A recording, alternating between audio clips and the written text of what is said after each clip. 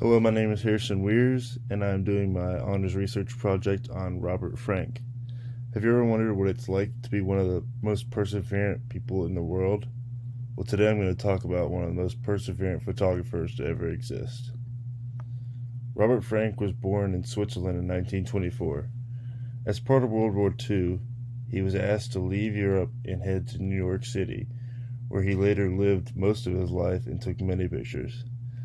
He was born into a family with a German mother and a Jewish father. He started to work at Harper's Bazaar, which was a magazine company in New York City, until his name got big enough and people started recognizing his photos where he could live and take pictures on his own. He was not aware of the American culture until he arrived, which is also the case for many Europeans, as he found out later. He was anxious to escape his father's radio importing business, which was another reason that he decided to come to New York City.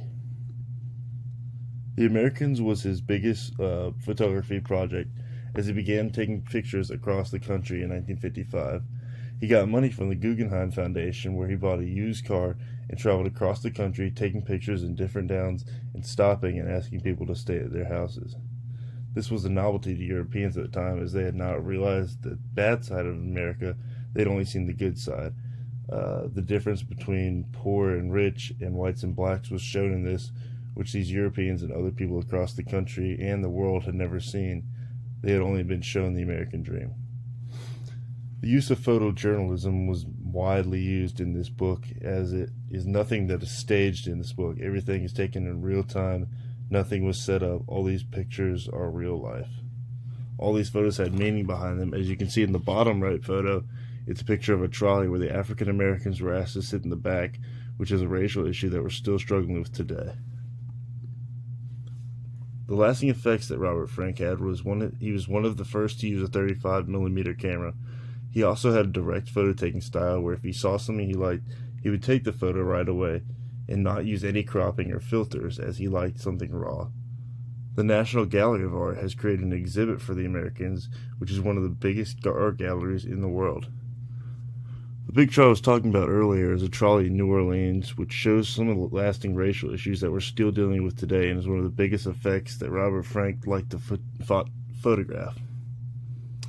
Robert Frank liked to blend into the environment and not stand out. He didn't want people to act different as he took pictures of them. He wanted to be one of them, so they would act normal around him, and he could photograph and journal their real life. In his ending life, Robert Frank was one of the most influential photographs of the 20th century. He died in Nova Scotia, Inverness, at age 94. In 2007, there were many celebrations of the Americans, as this was the 50th anniversary. There was a display of it in Washington, D.C., and at the Pinggo International Photography Festival in China, where all 83 of his photographs were hung. Both of these were a 50th anniversary and were a big part of his life.